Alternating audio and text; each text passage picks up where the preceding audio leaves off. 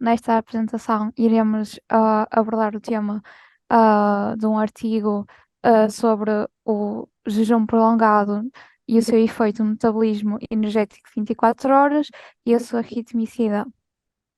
Aqui está o título do artigo original e os seus autores. Foi publicado em outubro de 2023 na Clinical Nutrition da ESPEN. Relativamente a um background teórico acerca do metabolismo energético, mais especificamente em jejum, sabe-se que historicamente, no passado, a espécie humana evoluiu para ter mecanismos de adaptação a períodos de escassez alimentar, sendo que hoje em dia, com a abundância e maior disponibilidade de alimentos, tem-se verificado uma tendência para maior prevalência de obesidade e diabetes mellitus. No entanto, existem exceções a esta regra, nomeadamente as culturas que praticam períodos de jejum, como por exemplo a religião islâmica durante o Ramadã. Estudos prévios destes autores, do artigo que iremos apresentar, demonstraram que jejum agudo durante 60 horas levava a um aumento da oxidação de ácidos gordos e a diminuição dos níveis de glucose. Sabe-se também que períodos de jejum intermitente ou intermittent fasting, que têm ganho popularidade como método de perda de peso hoje em dia, também tem outros resultados metabólicos benéficos, nomeadamente o aumento da sensibilidade à insulina.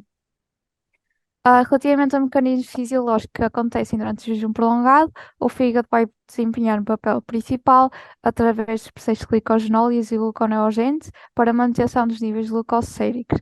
Para além disso, vai também produzir corpos cetónicos que podem ser usados como uma fonte de energia alternativa pelo cérebro. Para além disto, durante o período de jejum, há uma diminuição da sensibilidade periférica à insulina, de modo a dirigir a glucose disponível para os tecidos que desta dependem. Relativamente ao ciclo de jejum, sabe-se que este está dependente do nosso ciclo circadiano interno e que, por sua vez, este está dependente do ciclo circadiano externo. Para além disso, sabe-se que há um maior rácio de troca respiratória durante o dia, indicativo da glucose ser o principal substrato energético durante o dia, e um menor rácio de troca respiratória durante a noite, indicativo de um papel predominante da oxidação de ácidos gordos. No entanto, este ritmo circadiano provavelmente reflete a ingestão alimentar, sendo por isso de interesse a examinação das oscilações que ocorrem durante os períodos de jejum. Assim surgiu este estudo, onde foi realizada uma análise horária de energia e metabolismo dos substratos, com o objetivo de investigar o impacto da ingestão alimentar no padrão de 24 horas de metabolismo e obter dados das alterações de metabolismo energético que ocorrem durante o jejum. Falando agora dos métodos do estudo, foram seleciona- pode avançar. Foram selecionados 12 participantes saudáveis do sexo masculino, recrutados em Maastricht, que não realizassem mais de 2 horas de desporto por semana. O design do estudo corrente é uma análise secundária, é um estudo previamente publicado. O outcome principal do estudo presente é avaliar a existência de um ritmo circadiano no metabolismo energético, no estado de saciedade versus jejum.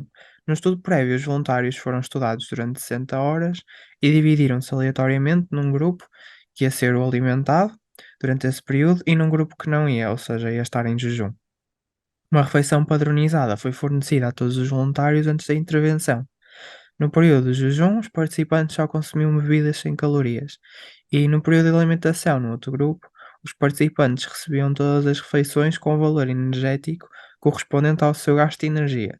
50% do intake diário consistia em hidratos de carbono, 35% de gordura e 15% de proteína. Após a refeição padronizada, os voluntários permaneciam na câmara respiratória a partir das 20 horas da noite, por um total de 60 horas e desempenhavam atividade física padronizada. Colheitas de sangue eram feitas pelas 12 horas, 36 e 60 horas do experimento, após entrarem na câmara e no grupo de alimentados após uma noite de jejum. A medição na câmara respiratória. Esta câmara mede o consumo de energia e a oxidação do substrato no período de 60 horas. Mede também o consumo de oxigênio e produção de dióxido de carbono continuamente por calorimetria indireta na câmara. O rácio metabólico no sono foi determinado pelas 3 horas de menor gasto energético durante a noite, recorrendo à equação de Weyer. E o gasto energético e a oxidação do substrato durante 24 horas foi determinado usando a equação de Brouwer. A oxidação de proteínas por 24 horas foi determinada por o exame de urina. O período diurno foi considerado o período enquanto os participantes estavam acordados e o período noturno quando estes dormiam. Mediram-se uma série de marcadores, ácidos gordos no plasma, glucose, glicerol, beta-hidroxibutirato, insulina e leptina, através das colheitas de sangue realizadas às 12, às 36 e às 60 horas, como referi. Pronto, aqui temos as equações que mencionei e o cálculo da calorimetria. Relativamente aos resultados deste estudo e a sua interpretação, ah, aqui podemos ver nos gráficos daqui para a frente que temos a comparação então entre grupos de jejum e o grupo alimentado, sendo que o grupo alimentado será o que tem as bolinhas não preenchidas e o grupo em jejum os quadradinhos pretos. Verificou-se que durante ambos os dias o dispêndio energético durante o dia aparentava ser menor no grupo de jejum, o que provavelmente refletia uma ausência do efeito termogénico pela ingestão alimentar. Para além disto, verificou-se que o rácio de troca respiratória foi mais baixo no grupo de jejum ao longo das 60 horas de estudo, com início logo após a ingestão do pequeno almoço, às cerca das 10 horas do primeiro dia.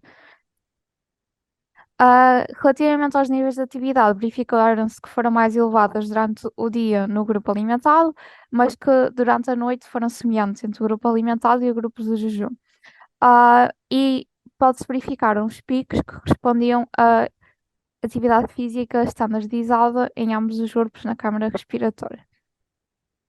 Ao longo dos 2 dias de jejum, verificou-se também que a oxidação de ácidos gordos foi aumentando gradualmente, como podemos ver pelo traçado a preto, e que se manteve sempre superior ao grupo alimentado, mesmo durante a noite, em que em ambos os grupos a oxidação de ácidos gordos descia, mas mantinha-se sempre maior no grupo em jejum. Paralelamente, a degradação de carboidratos foi gradualmente diminuindo no grupo em jejum, com apenas aumento modesto, correspondendo a alguns picos correspondentes à atividade física. Assim, conclui-se que o aumento da oxidação de ácidos gordos preserva a limitada disponibilidade da glucose para os tecidos que desta dependem, sendo que há um nível mínimo de oxidação da glucose que permanece a uma taxa de cerca de 60 miligramas por minuto para estes tecidos dependentes da glucose. Verificou-se também que o dispêndio energético de 24 horas foi significativamente diminuído no grupo de jejum entre as 12 e as 36 horas e que dentro do grupo de jejum o gasto energético foi menor entre as 36 e as 60 horas quando comparado entre as 12 e as 36 horas. Para além disto, a oxidação de ácidos gordos 24 horas foi significativamente maior com jejum de entre 36 a 12 horas e aumentou ainda mais com jejum de entre 60 a 36 horas. Paralelamente, então, a oxidação de carboidratos foi significativamente menor após 36 a 60 horas de jejum, quando comparada às 36 a 12 horas de jejum. No entanto, a oxidação proteica durante 24 horas permaneceu comparável entre o grupo de jejum e o alimentado. No entanto, como o grupo em jejum não teve ingestão proteica, o balanço proteico final acabou por ser negativo, refletindo a oxidação de proteínas derivadas de uma fonte não dietética, portanto, proteínas endógenas. Ainda no dispêndio energético e metabolismo de substratos, analisando o gasto energético noturno e a oxidação dos substratos, destaca-se que a taxa metabólica do sono, o SMR, foi significativamente maior na condição de jejum face aos alimentados, durante a terceira noite, que era a última, de permanência na câmara respiratória. Para examinar se isso foi devido ao aumento da atividade durante a noite, avaliaram as contagens de atividade durante o sono. No entanto, o aumento hum, da taxa metabólica do sono não foi acompanhada por uma maior atividade noturna, conforme refletido nas contagens de atividade que são semelhantes. Já o rácio de trocas respiratórias, que é o RER, estava diminuído no grupo em jejum quando comparado com o grupo alimentado durante o metabolismo noturno. Hum, Falando do fígado, este, além de manter o fornecimento de glucose por meio da gliconeogênese e da glicogenólise, essenciais no jejum, desempenha outras funções. Acredita-se que contribua para o shift no metabolismo energético durante o jejum, ou seja, passar de um consumo de glicose para uma oxidação lipídica como principal fonte de energia, por meio da excreção de hepatocinas, incluindo a activina A, a fosfatina, o FGF21 e o GDF15. Podes avançar. Semelhante a estudos anteriores, descobrimos que o jejum prolongado resultou em níveis mais baixos de activina A e FGF21 e níveis mais elevados de folastatina e GDF15. Existe uma correlação nas primeiras 12 até às 36 horas na excreção de folastatina e FGF21. IEDF que não é verificada no período das 36 às 60 horas, pelo que se pensa que estas últimas ah, moléculas desempenham um papel no shift metabólico para ácidos gordos durante a fase precoce do jejum. A diminuição da activina A entre as 16 e as 36 horas está correlacionada com a oxidação de ácidos gordos durante o jejum. Pensa-se que esteja envolvida no switch rápido que causa uma maior oxidação lipídica.